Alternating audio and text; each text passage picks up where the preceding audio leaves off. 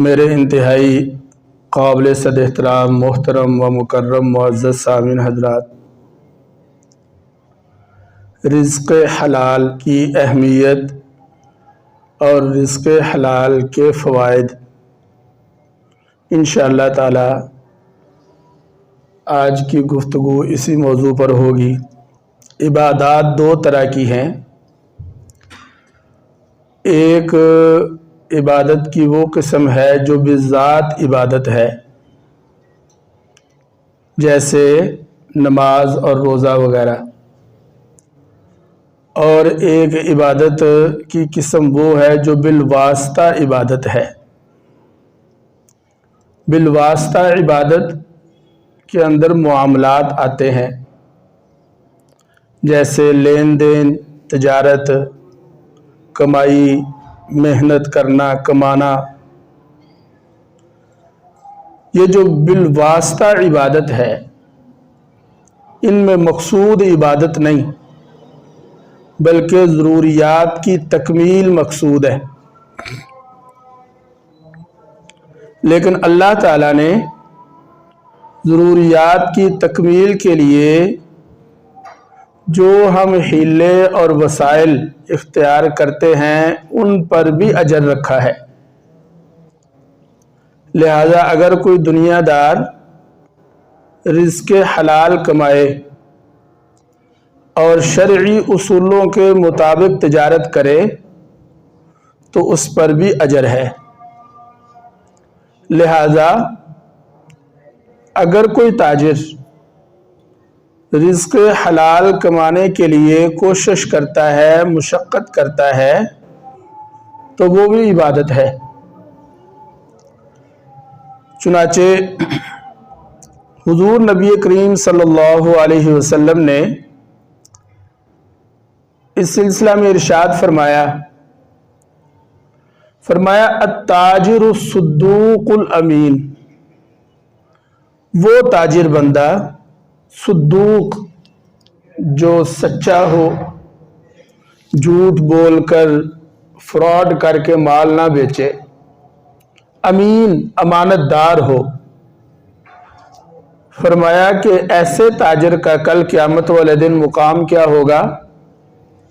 فرمایا مع النبیین والصدیقین، تاجر سچا امانت دار، قیامت والے دن اس کا حشر انبیاء اور صدیقین کے ساتھ ہوگا۔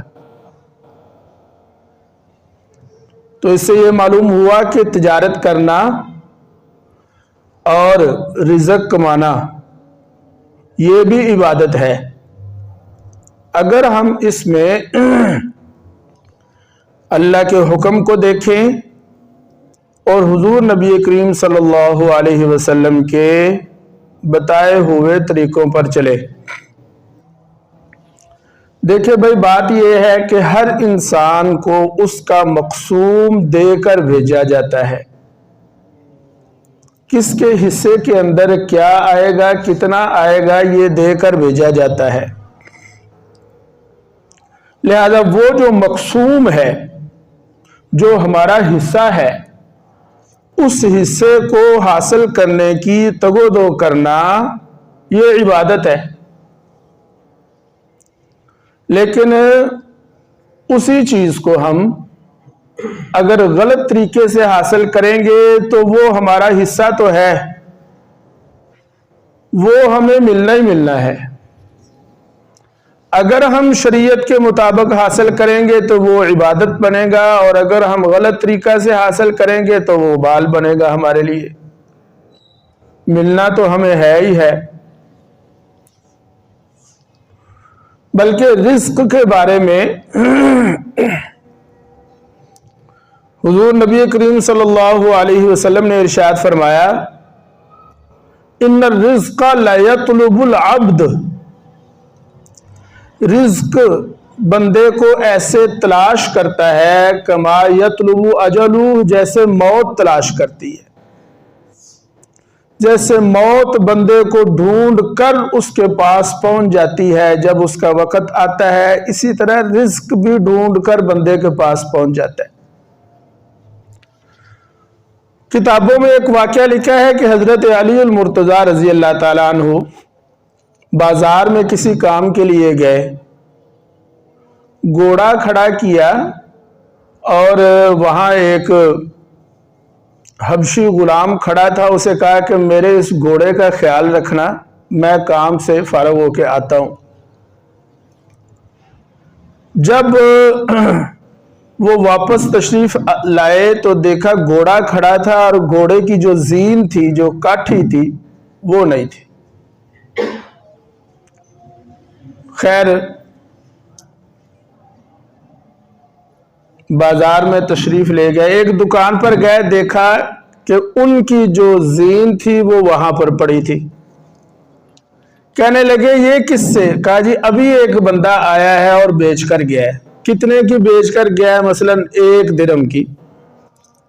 تو انہوں نے 1 درہم دے کر اسے خریدا اور پھر اس سے کہنے لگے کہ یہ میری ہی تھی، میں یہ سوچ رہا تھا کہ اس بندے کو میں نے اپنے گھوڑے کی حفاظت پر لگایا ہے، میں یہ سوچ رہا تھا کہ ابھی واپس جاؤں گا تو اسے 1 درہم انعام کے طور پر دوں گا۔ اب دیکھیں 1 درہم اس کو ملنا ہی ملنا تھا۔ حضرت علی نے سوچا کہ میں درہم دوں گا اسے، اس نے کیا کیا؟ اس کو چوری کیا اور 1 درہم میں بیچ دیا۔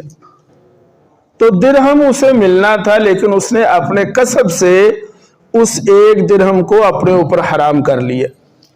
سو میں یہ عرض کر رہا ہوں کہ ہر بندہ اپنے حصے کا لے کر آتا ہے۔ اب یہ میری اور آپ کی ذمہ داری ہے یا میری اور آپ کی ترجیح ہے کہ ہم اس کو حلال طریقے سے لیں یا حرام طریقہ سے لیں۔ مال کی محبت جائز ہے، مال کی محبت جائز ہے، بلکہ مال کو تو اللہ تعالیٰ نے دنیا کی رونق فرمایا۔ یہ تو دنیا کی رونق ہے۔ المال والبنون زینت الحیات الدنیا، فرمایا یہ تو دنیا کی زینت ہے، مال اور اولاد یہ رونق ہے دنیا کی۔ بلکہ اس سے آگے چل کے اللہ تعالیٰ نے مال کو اپنا فضل قرار دیا کہ یہ اللہ کا فضل ہے جس کو ملتا ہے۔ چنانچہ سورہ جمعہ میں اللہ تعالیٰ ارشاد فرماتا ہے وَابْتَغُوا مِنْ فَضْلِ اللَّهِ، کہ جمعہ کی نماز پڑھ لی ہے تو اب نکلو اور اللہ کا فضل تلاش کرو۔ یہاں پر فضل سے مراد مال ہے۔ اور ایک جگہ پر اور ارشاد فرمایا لَيْسَ عَلَيْكُمْ جُنَاحٌ أَن تَبْتَغُوا فَضْلًا مِّن رَبِّكُمْ، گویا کہ مال، حلال مال کے طلب پر اجر ہے، اور حلال مال کی طلب حدیث میں آتا ہے جہاد کی طرح ہے،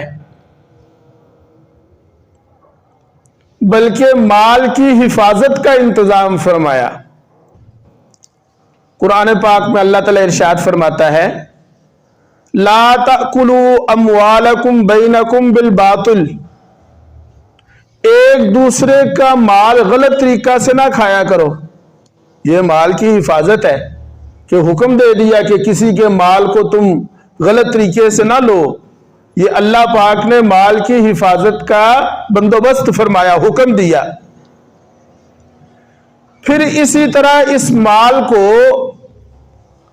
اللہ تعالیٰ نے قیام فرمایا ہے، چنانچہ فرمایا وَلَا تُؤْتُوا السُّفَهَاءَ أَمْوَالَكُمُ الَّتِي جَعَلَ اللَّهُ لَكُمْ قِيَامًا، فرمایا یہ جو مال ہے یہ قیام ہے، اس کی وجہ سے کائنات قائم ہے۔ 2 چیزوں کے لیے اللہ پاک نے قرآن پاک میں قیام کا لفظ بولا ہے، ایک مال کے لیے اور ایک کعبۃ اللہ کے لیے۔ چنانچہ حدیث میں آتا ہے کہ جب قیامت آئے گی تو سب سے پہلے اللہ تعالیٰ کعبہ کو، اپنے گھر کو اٹھائے گا، پھر باقی چیزیں جو ہیں ان پر قیامت آئے گی۔ بلکہ اس سے پہلے بھی یوں ہوگا کہ جس سال بیت اللہ میں کوئی بندہ بھی حج کرنے نہیں جائے گا اس سال قیامت آ جائے گی۔ بیت اللہ کا حج اس کائنات اور اس زمین کے قیام کا ذریعہ ہے، لہذا سب سے پہلے بیت اللہ کو اٹھایا جائے گا۔ علماء نے اس پر بڑی پیاری پیاری مثالیں دی ہیں۔ دیکھیں بات یہ ہے کہ جب کہیں قافلہ پڑاؤ ڈالتا ہے نا، کیوں جی، خیمے لگ جاتے ہیں، قافلہ پڑاؤ ڈال لیتا ہے، جب بادشاہ کا خیمہ اٹھا دیا جاتا ہے تو باقی سارے خیمے بھی اٹھ جاتے ہیں۔ اسی طرح بیت اللہ جو ہے وہ احکم الحاکمین کا گھر ہے، بیت اللہ ہے، وہ جب اس کو اٹھا لیا جائے گا تو باقی کائنات کو بھی ختم کر دیا جائے گا۔ اور میرے عزیزو دوستو، میں نے عرض کیا کہ حلال مال کی طلب جہاد کی طرح ہے۔ بخاری شریف میں ایک واقعہ آتا ہے، امام بخاری رحمہ اللہ فرماتے ہیں کہ حضرت ایوب علیہ السلام جو تھے نا، آپ جانتے ہیں کہ صبر ایوب بڑا مال تھا ان کے پاس، بڑے مالدار تھے، لیکن پھر اللہ تعالیٰ کی طرف سے آزمائش آئی، مال جو ہے وہ سارا ہلاک ہو گیا، خود بیمار ہو گئے، بیماری بھی شدید ہو گئی اور جناب لاچار بے بس ہو گئے۔ پھر اللہ پاک نے جب وہ آزمائش کا عرصہ تھا ختم ہوا، اللہ پاک نے ان کو صحت عطا فرمائی۔ جب دوبارہ صحت ملی تو پھر سے مال ملنا شروع ہو گیا۔ یہ درمیان میں کچھ تھوڑا سا عرصہ تھا کہ وہ آزمائش کا مرحلہ تھا، وہ گزر گیا۔ اچھا، حضرت امام بخاری نے جو باب باندھا ہے نا، اس کا عنوان تو کچھ اور ہے۔ اس کا عنوان یہ ہے کہ اگر کوئی شخص اکیلا باہر میدان میں ہو اور کوئی اسے دیکھنے والا نہ ہو اور وہ کسی چشمے وغیرہ میں نہانا چاہے تو برہنہ ہو کر نہا سکتا ہے۔ بھائی سمجھ آ رہی بات؟ یہ انہوں نے باب باندھا اور اس پر انہوں نے یہ حضرت ایوب علیہ السلام کا واقعہ ذکر کیا۔ فرماتے ہیں کہ ایک دن حضرت ایوب علیہ السلام جب ان کو صحت مل چکی تھی اور مال بڑا پھر دوبارہ مل گیا، تو ایک دن کہیں ایسے سفر پر جا رہے تھے تو رستے میں انہوں نے کوئی چشمہ دیکھا،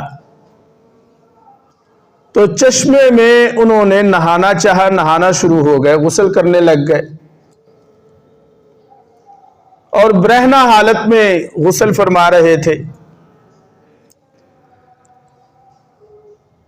لکھا کہ اچانک آسمان سے سونے کی مکڑیوں کی بارش ہونی شروع ہو گئی۔ حضرت ایوب علیہ السلام اللہ کے نبی ہیں، حرص، لالچ یہ مجھ میں اور آپ میں تو ہو سکتا ہے، اللہ کے نبی میں تو نہیں نہ ہو سکتا، لیکن اس کے باوجود بھی ایوب علیہ السلام نے ان سونے کی مکڑیوں کو سمیٹنا شروع کر دیا، اکٹھا کرنا شروع کر دیا۔ اللہ تعالیٰ نے فرمایا، ایوب اتنا مال میں نے تجھے دیا ہے، پہلے ہی بڑا مال ہے تمہارے پاس، ہاں، تو پھر بھی ان کو اکٹھا کر رہا ہے، اور پھر اس اکٹھے کرنے میں تو نے یہ بھی نہیں دیکھا کہ میں خود برہنہ ہوں۔ تو ایوب علیہ السلام نے بڑا پیارا جواب عرض کیا۔ میں سمجھتا ہوں کہ نبی ہی کوئی ایسا جواب دے سکتا ہے۔ جب اللہ تعالی نے پوچھا، ایوب کیا بات ہے، مال تیرے پاس پیچھے بھی ڈھیر لگا ہوا ہے، تو اپنی حالت دیکھ لے کہ تو برہنہ حالت میں ہے اور مکڑیاں سونے کی اکٹھی کرنے اس کے پیچھے لگ گیا۔ تو ایوب علیہ السلام نے عرض کیا، اے اللہ، تیری عطا کی ہوئی نعمت سے کون ہے جو بے نیاز ہو جائے؟ یہ تو نعمت ہے، تو مجھے دے رہا ہے تو میں نہ لوں؟ کون ہے جو تیری نعمت سے بے نیاز ہو، لاپرواہ ہو؟ میں تو لاپرواہ نہیں ہوں۔ تو میں یہ عرض کر رہا ہوں کہ حلال مال کمانا اور حلال رزق کی طلب کرنا یہ عبادت ہے، البتہ کمانے میں احتیاط ہو۔ حدیث میں آتا ہے، کل الناس یغدو فبایع نفسہ، ہر بندہ جب صبح اٹھتا ہے تو اپنے آپ کو بیچتا ہے۔ فبایع نفسہ، اپنے آپ کو بیچتا ہے۔ فموتقها او موبقها، لیکن اس کے نتیجے دو طرح کے ہوتے ہیں۔ توجہ کر لیں، ہم میں سے ہر شخص، ہر فرد جب صبح اٹھتے ہیں تو اپنا آپ مارتے ہیں، اپنے آپ کو بیچتے ہیں، چاہے وہ فزیکل ایلیمنٹ ہو یا مینٹل ایلیمنٹ ہو، بہرحال جسمانی قوت یا دماغی قوت۔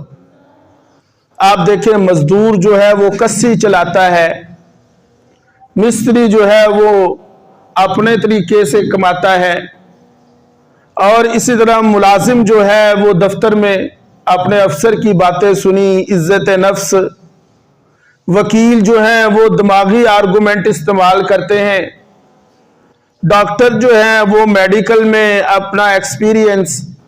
ہر بندہ اپنا آپ بیچتا ہے، یہ تو ہوتا ہے، لیکن فرمایا کہ بیچنے کے بعد جو نتیجہ نکلے گا وہ دو طرح کا ہوگا۔ فَمُوتِقُهَا أَوْ مُوبِقُهَا، دو مختلف نتیجے۔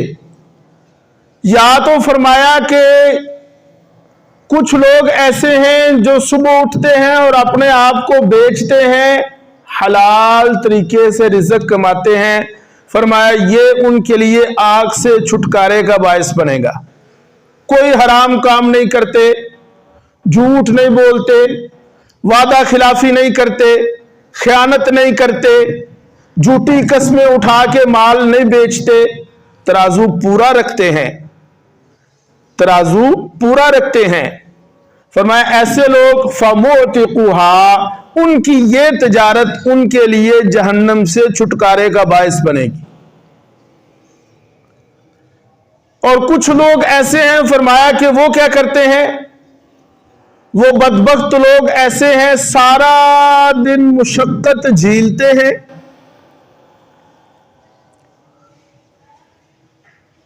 جسمانی دماغی قوت استعمال کرتے ہیں، لیکن شام کو ہلاکت اور گناہوں کا بوجھ لے کر گھر آتے ہیں۔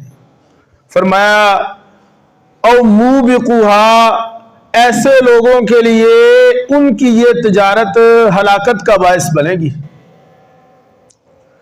لہذا بھائی عزیزو دوستو، کہنا سننا تو مناسب نہیں ہے، میں اور آپ خود ہم اندازہ لگائیں کہ ہم جب صبح اٹھتے ہیں اور اپنے کام دھندے پر جاتے ہیں، تجارت کے لیے دکان کھولتے ہیں، ملازمت پر جاتے ہیں، یا اسی طرح اپنے کاروبار کے لیے جاتے ہیں، اور جب شام کو ہم واپس لوٹ رہے ہوتے ہیں، ہماری حالت کیا ہوتی ہے؟ کیا آج کا دن ہمارے لیے نجات کا ذریعہ بن رہا ہے یا ہلاکت کا ذریعہ بن رہا ہے؟ علماء نے لکھا کہ کسی کے پاس اگر ملازمت کرتے ہیں ہم، تو میرا اور ان کا جو معاہدہ ہے وہ یہ ہے، مثال کے طور پہ صبح 8 بجے سے لے کے 2 بجے تک اب جان بوجھ کر لیٹ جانا، دفاتر کا ٹائم ہے 8 بجے کا اور ملازم جان بوجھ کر 8 بجے سے وقت آگے گزار کر 9 بجے، 9:30 بجے، 10 بجے لیٹ جائے گا، اپنا رزق حرام کرے گا۔ اور اسی طرح وقت پورا ہونے سے پہلے آ جانا، یا تو صبح لیٹ جانا، یہ بھی ناجائز۔ اور دوسری صورت یہ ہے کہ گیا تو وقت پر لیکن وقت سے پہلے اٹھ گیا، ابھی ٹائم ہے، جو معاہدہ ہے کمپنی کے ساتھ معاہدہ ہے مثلا 2 بجے تک کا، یہ اگر 1 بجے اٹھ کر آ گیا تو یہ خیانت ہوگی، لہذا ایسا شخص خائن کہلائے گا، اور خائن خیانت کر کے مال کمانا ناجائز اور حرام ہے۔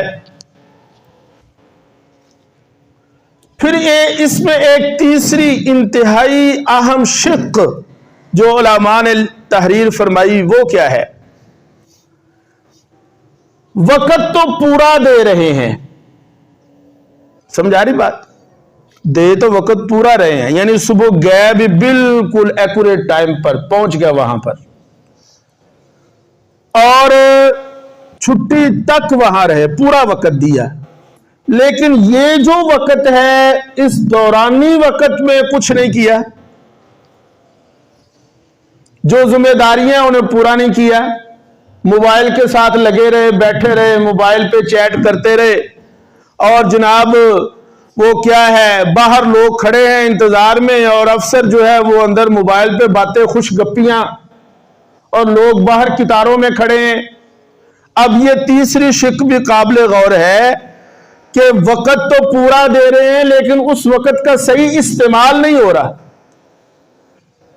میری بات آپ سمجھ گئے؟ لہذا اگر کوئی ملازم لیٹ جائے گا تو وہ بھی خائن، جلدی آ جائے گا تو وہ بھی خائن، لیکن تیسری صورت یہ کہ کام نہیں پورا کرے گا وہ بھی خائن ہے۔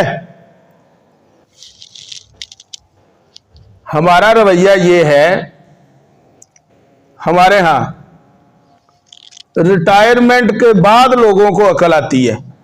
کیوں جی؟ جب ریٹائر ہو جاتے ہیں نا، پھر وہ مسجد ال، پھر وہ جناب نمازاں، پھر ہون سچ بولنا ہے۔ اگر یہی عقل دوران ملازمت آ جائے نا تو لوگوں کے مسئلے حل ہو جائے۔ بھئی تو جب ملازم تھا اس وقت تجھے عقل آئی نہیں ہے، اب ریٹائرمنٹ کے بعد تجھے عقل آئی ہے، اس کا تجھے فائدہ ہے، ان لوگوں کو کیا فائدہ ہوا؟ تو خیر میں یہ عرض کر رہا ہوں کہ ہر انسان اپنا آپ صبح بیچتا ہے، لیکن نتیجے 2 طرح کے، فَمُعْتِقُهَا او مُوبِقُهَا، یا تو اس کا یہ بیچنا اس کے لیے کامیابی اور جہنم سے نجات کا ذریعہ بنے گا، اور یا اس کا یہ بیچنا اس کے لیے ہلاکت کا ذریعہ بنے گا۔ اللہ تعالی نے اپنے بندوں پر کرم کرتے ہوئے رزق کے بے شمار دروازے رکھے ہیں۔ آپ حیران ہوں گے کہ 1 2 4 نہیں، رزق کے 16 دروازے ہیں، 16۔ ان 16 دروازوں میں سے کوئی بھی دروازہ ہم اوپن کر لیں، رزق ہمارے پاس آئے گا۔ چنانچہ کتابوں میں لکھا کہ اللہ تعالیٰ نے 16 دروازے مقرر کیے اور ان کی چابیاں بھی بنائیں، اور جس نے ان چابیوں کو حاصل کر لیا وہ کبھی تنگ دست نہیں ہوگا۔ پہلا دروازہ نماز ہے۔ کیا ہے جی؟ نماز۔ یہ رزق کا بڑا اہم، جسے ہم کہتے ہیں مین ڈور، نماز. جو لوگ نماز نہیں نہ پڑھتے ان کے رزق میں برکت نہیں ہوگی. رزق جتنا بھی ہو برکت نہیں ہوگی. اللہ اکبر. وہ پیسہ ہونے کے باوجود بھی پریشان رہتے ہیں. لہذا رزق کا پہلا دروازہ ہے نماز. حضور نبی کریم صلی اللہ علیہ وسلم کا فرمان ہے اور یہ مشہور حدیث یہ ہمارے تبلیغ والے ساتھی جو ہیں وہ بھی بیان اکثر کرتے رہتے ہیں. 5 انعامات ملیں گے 5 وقت نماز کی پابندی پر، جن میں ایک انعام تو یہ ہے کہ اللہ تعالی رزق کی تنگی ختم کر دے گا. یعنی تمہاری اکانومی کا مسئلہ حل. تم نماز پڑھنا شروع کر دو، اللہ فرماتا ہے پھر رزق میرے ذمہ. لا نسألک رزقا، ہم سے رزق نہ مانگنا. پھر نحن نرزقک، رزق تو ہم دیں گے، پھر تمہیں مانگنے کی ضرورت نہیں، ہم دیں گے. نحن نرزقک لا نسألک رزقا، رزق کا سوال کرنے کی ضرورت ہی نہیں پڑے گی. تو پہلا دروازہ ہے نماز. رزق کا دوسرا دروازہ ہے استغفار. کیا جی؟ استغفار کرنا. جو انسان زیادہ سے زیادہ استغفار کرتا ہے، توبہ کرتا ہے، اس کے رزق میں اضافہ ہو جاتا ہے. اور حدیث میں آتا ہے کہ جو بندہ استغفار کثرت سے کرتا ہے اللہ تعالیٰ اسے ایسی جگہ سے رزق عطا فرمائے گا جہاں سے اس نے کبھی سوچا بھی نہیں ہوگا. ایسے اللہ پاک رزق کے دروازے کھولے. اور اسی طرح رزق کا تیسرا دروازہ ہے صدقہ. کیا جی؟ صدقہ کرنا. اللہ فرماتا ہے نا، یہ تو قرآن میں بھی، کہ من ذا الذی یقرض اللہ قرضا حسنا. کون ہے جو اللہ کو قرض دے گا؟ کون ہے جو اللہ کو قرض دے گا؟ فرمایا جو اللہ کو قرض دے گا، یعنی صدقات، عطیات، زکات، غرباء کا خیال رکھے گا، مال خرچ کرے گا، اللہ پاک کم از کم 10 گنا کر کے لوٹائے گا. یہ کم از کم ہے، ورنہ 700 تک کی مثال قرآن پاک میں 3 پارے میں آتی ہے. 700 گنا دے گا. کم از کم میں کہہ رہا ہوں کہ 10 گنا تو ضرور دے گا. لہذا اگر ہم اپنے رزق کو بڑھانا چاہتے ہیں تو صدقات کی کثرت. کیا جی؟ اچھا، سخاوت کے لیے مال کا ہونا ضروری نہیں. ہم یہ سمجھتے ہیں کہ سخاوت کریں گے پیسہ آئے گا تو نہیں. سخاوت کے لیے مال کا ہونا ضروری، بولو ذرا، نہیں. بلکہ سخاوت کے لیے دل کا غنی ہونا. ایک روٹی ہے، آدھی خود کھا لو، آدھی کسی کو دے دو. ضروری نہیں ہے کہ اچھا خاصا اناج ہوگا تو غرباء کو دیں گے. کیوں بھائی؟ وہ غزوہ تبوک کے موقع پر حضرت ابو بکر صدیق رضی اللہ تعالیٰ عنہ کا جو مال تھا وہ تو بالکل تھوڑا تھا. کیوں بھائی؟ اور اس کے مقابلہ میں حضرت عثمان غنی نے 1000 وہ دیے تھے اونٹ ماں سامان کے. اور حضرت عمر فاروق رضی اللہ تعالیٰ عنہ گھر کا آدھا سامان لے کر آئے تھے، وہ حضرت ابو بکر کے سامان سے زیادہ تھا. ان کا تو تھوڑا سا تھا. لیکن یہ نہیں دیکھا کہ میرے پاس کچھ ہے نہیں میں کی دیا. سخاوت کے لیے مال کا ہونا شرط نہیں، بلکہ دل کا غنی ہونا شرط ہے. جتنا ہے اس میں سے بھی کسی کو دے دو، یہ بندہ سخی ہے. لا الہ الا اللہ. رزق کا چوتھا دروازہ ہے تقوی. فرمایا جو بندہ गुनाहों से अपने आप को बचाता है, उसके लिए आसमान से रिज़्क़ के दरवाजे खोल दिए जाते हैं। चुनाचे तकवा इख्तियार करना, इससे रिज़्क़ के दरवाजे खुलेंगे। फिर पांचवा दरवाजा है नफली इबादत की कसरत। देखो, फराइज वाजिबात का तो हमारी तरफ कुछ ना कुछ एहतमाम है, नवाफल का नहीं है। ये जो हर नमाज के साथ दो नवाफल हैं, ये नफल अरबी जुबान का लफ्ज है। देखें, ये जो नफल लफ्ज है ना, नफल, इसका माना क्या है? नफल का माना ही कुर्ब है। क्या जी? कुर्ब, यानी जो नफल पढ़ता है वो अल्लाह के करीब होगा। फराइज पढ़ने से तो फराइज की अदायगी होगी। क्यों भाई? देखो, एक आदमी फराइज अदा कर रहा है, बहुत अच्छी बात है, लेकिन वो तो अपनी ड्यूटी, फराइज तो ड्यूटी है, वो नहीं होंगे तो वो तो फिर पूछा जाएगा। बात तो बनेगी नवाफल पर। अल्लाह का कुर्ब नसीब होगा नवाफल से, लिहाजा नफली इबादात की कसरत। फिर छठा दरवाजा जो है रिज़्क़ हलाल का, वो है हज और उम्रा। फरमाया कि जो शख्स हज और उम्रा करता है, कसरत से करता है, अल्लाह ताला गुनाहों और तंगदस्ती से उसको ऐसे दूर कर देता है जैसे आग सोना चांदी से मैल को खत्म कर देती है। सातवां दरवाजा रिज़्क़ का है रिश्तेदारों के साथ हुस्न सलूक। अल्लाह ताला ने जो हमारा कुंबा बनाया है, इस कुंबा के साथ हुस्न सलूक से पेश आना, यह रिज़्क़ में इजाफे का बायस बनेगा। लिहाजा ऐसे रिश्तेदारों से भी मिलना चाहिए जो आपसे मिलना पसंद नहीं करते। जो मिलता है उसको तो सब मिलते हैं।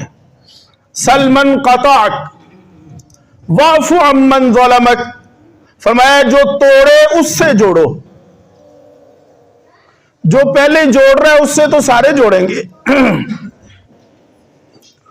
और भाई आठवां दरवाजा है कमजोरों के साथ सिला रहमी करना, गरीबों के गम बांटना, मुश्किल में उनके काम आना, यह अल्लाह को बड़ा पसंद है।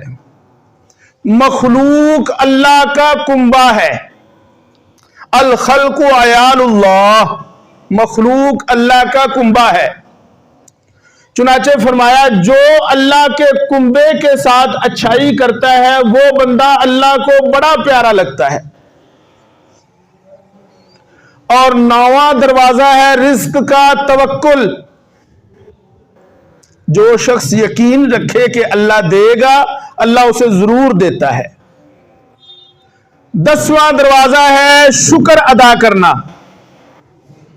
ला इन शकरतुम ला अज़ीदन्नकुम, फरमाया अगर तुम शुक्र करोगे तो अल्लाह ताला तुम्हारी नेमत में और इजाफा फरमाएगा।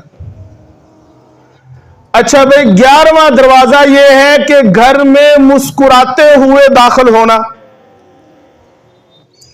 हुजूर नबी करीम सल्लल्लाहु अलैहि वसल्लम की सुन्नत है, आप जब घर में तशरीफ लाते थे तो मुस्कुराते हुए दाखिल होते थे।